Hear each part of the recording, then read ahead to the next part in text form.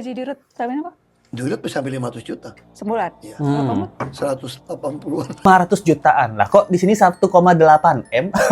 Berapa saldonya? Mulai ada oknum yang menghambat, tidak mau kasih data. Minta rekening koran, saya minta nggak mau kasih juga. Gua bilang rampok aja. Makanya saya juga bisa paham kenapa nahan saya nggak mau jadi dirut. Padahal janji itu jadi dirut. Pak Ahok ini tadinya dijanjikan jadi dirut Pertamina. Harusnya dia yang jadi dirut. Kalau saya jadi dirut, ini cepet ini. Saya bisa pecat-pecatin semua orang-orang pegawai-pegawai korupsi ini. Kalau saya dirut, cepet ini. Saya bisa pecat-pecatin, nggak bener. Saya orangnya nggak mungkin takut kehilangan jabatan. Saya tegaskan, pertama oplosan itu ada. Mantan pegawai Pertamina pernah dibayar untuk ngoplos pertama. Nah, Ganti direktur pun bisa tanpa kasih tahu saya. Saya sempat marah-marah juga. Jadi direksi-direksi semua mainnya yang penting lobbynya ke menteri. Karena yang menentukan menteri. Oh, bisa terbongkar ternyata Ahok adalah orang yang lapor ke Kejagung ada korupsi di Pertamina. Wow. Hai, apa kabar? Kembali lagi di Let's Go. Apa kabar kalian semua kalian baik-baik aja? Kembali lagi guys, kita masih membahas korupsi dianggap rezeki oleh beberapa oknum dan para tersangka korupsi Pertamina yang sudah mengoplos Pertalite menjadi Pertama. Merugikan kita semua, itu berbah sialan. Nah, dirut Pertamina yang korupsi hampir 1.000 triliun akannya dituntut 10 tahun penjara seperti yang sudah-sudah. Wow. Tidak mungkin di Konoha ini kalau sudah uang berbicara. Nah, jadi kabar sekarang itu sudah ada 9 orang yang diduga tersangka kasus korupsi ini.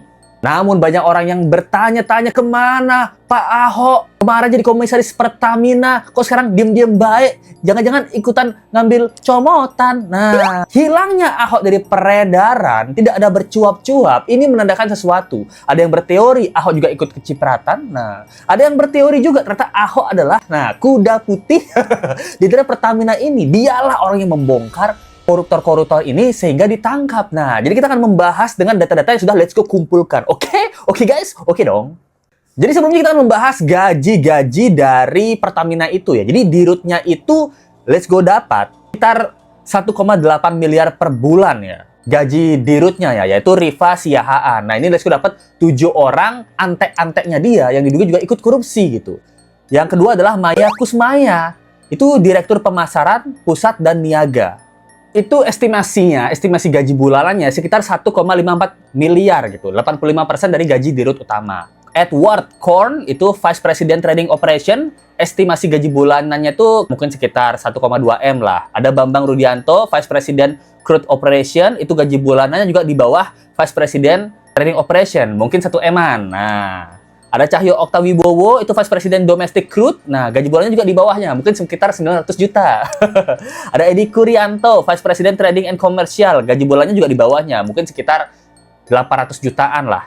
Itu dia guys, data-data gaji dari orang-orang yang diduga melakukan tindakan korupsi di Pertamina. 190 triliun itu 1 tahun itu aja. Jadi nanti pelaksananya ini nanti 5 tahun.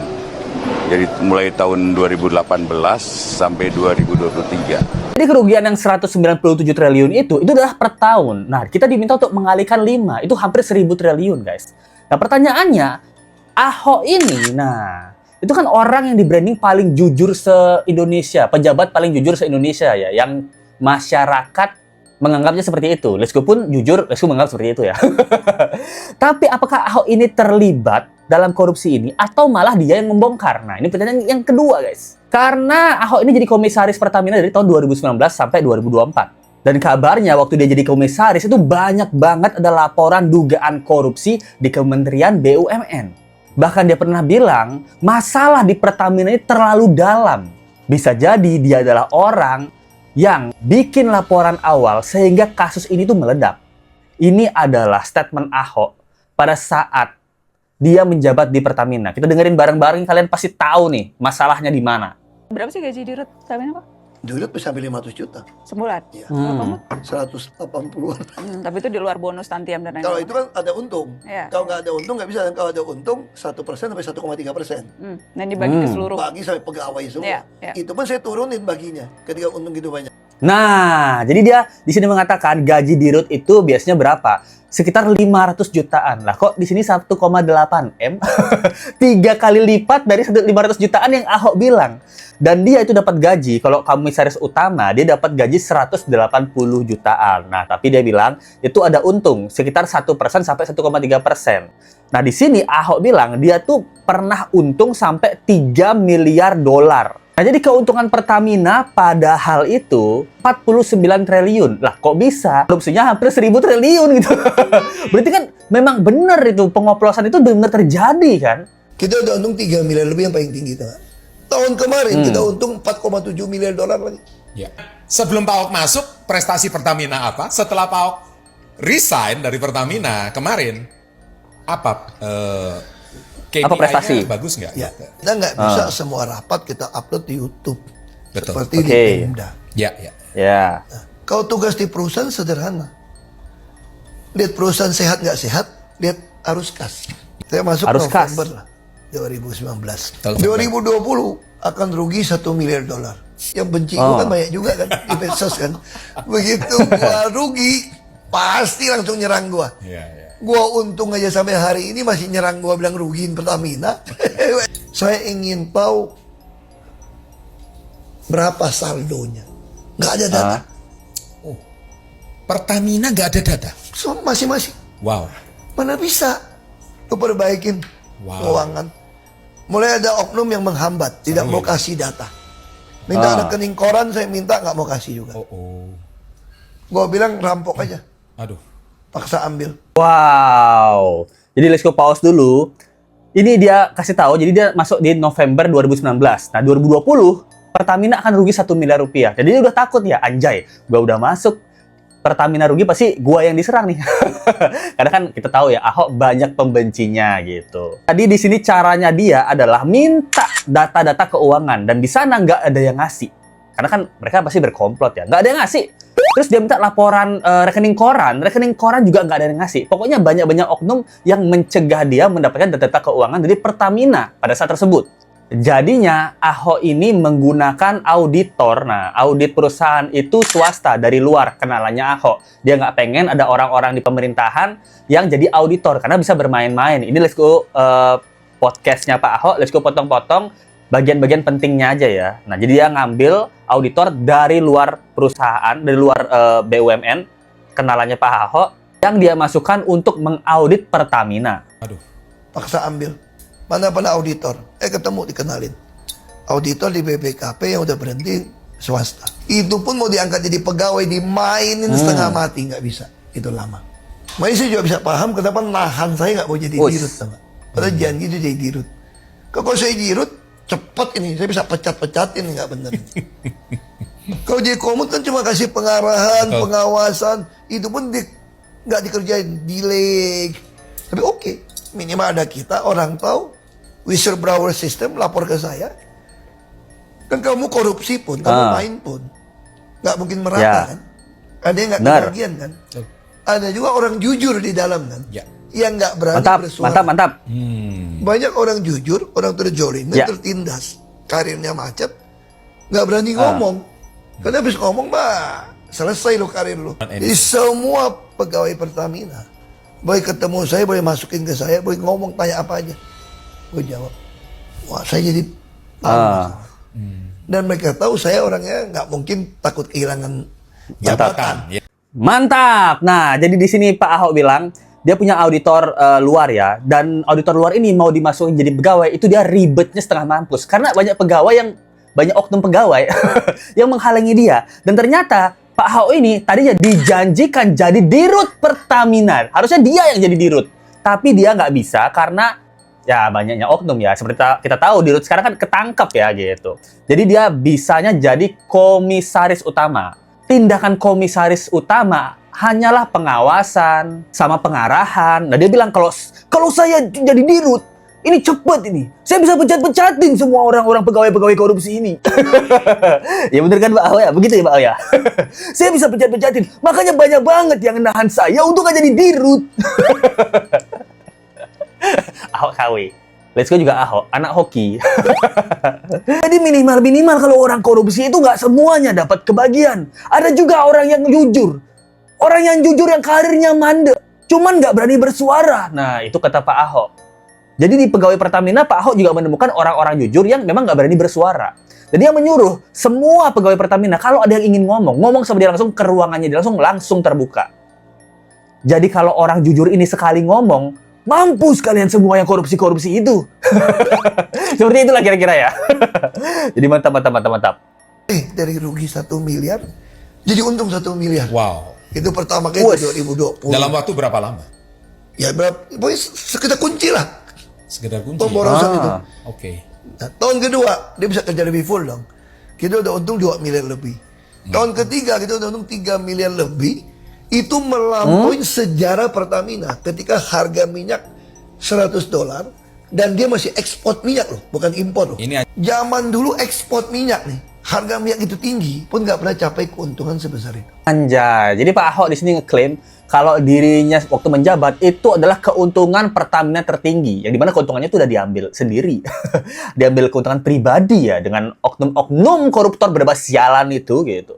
Nah, yang Let's Go dapat juga bahwa di 10 Januari kemarin, ya di bulan Januari ya, itu Ahok itu bongkar korupsi Pertamina. Ini ada artikelnya bahwa Ahok ini jadi saksi untuk kasus korupsi pengadaan gas alam cair. Nah, Kejagung juga akan memanggil Ahok untuk diperiksa.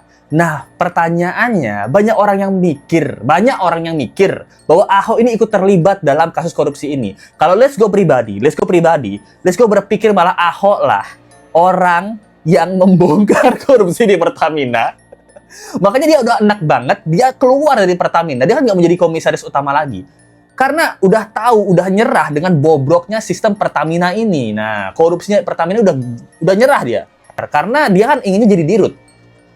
Tapi seperti yang kalian tahu tadi, dia bilang, banyak banget orang yang menahan dia jadi dirut. Dia nggak bisa jadi dirut. Karena dirut ya yang berhak untuk mencat-mencatin orang. Sedangkan komisaris utama cuma mengawasi, memberi pengarahan, dan itu pun tanya Ahok itu juga nggak dilaksanain, dia bilang kan, di-delay gitu, ditampung doang, dilaksanain enggak gitu. Kita bersihkan, kita tegakkan, kita akan pokoknya membela kepentingan rakyat.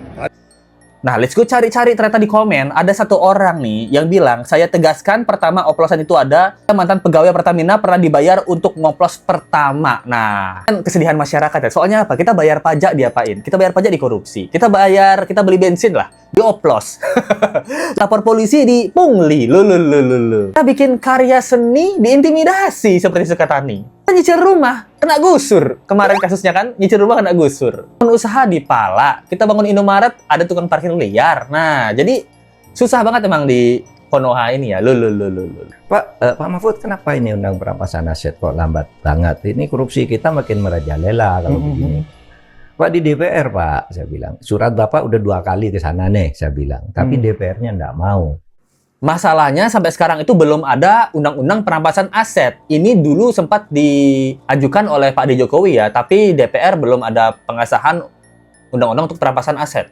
Sebenarnya undang-undang perampasan aset ini yang paling penting gitu. Tapi kapan disahkannya itu mungkin tunggu kita meninggoy. Katanya sih udah mau diketok palu gitu, tapi ya molor telus ya. Karena kan oknumnya kan bisa satu gedung DPR gitu. Bisa jadi gitu. Itu bagus banget, di mana koruptor ini masuk penjara dan asetnya dimiskinkan dan semuanya dikembalikan gitu. Rakyat lagi untuk jadi fasilitas publik, fasilitas kesehatan, fasilitas pendidikan gitu. Sebenarnya gaji-gaji guru itu bisa besar kalau nggak korupsi 1.000 triliun. Anjir, maruk banget setan. Setan aja nggak semaruk elu. Setan aja melihat kasus korupsi 1.000 triliun itu anjir gue, buset. Saya aja kalau minta orang pesugihan, saya tuh mintanya kepala ayam, kepala kambing, mentok-mentok darah ayam, darah sapi gitu. Bapak dirut mintanya 1.000 triliun, berapa kepala kambing itu Pak? Iblis pesugihan kalah tajir dibandingkan dirut Pertamina ini. Main-main 1.000 triliun bro. Ada teori Let's Go yang Let's Go ingin percayai.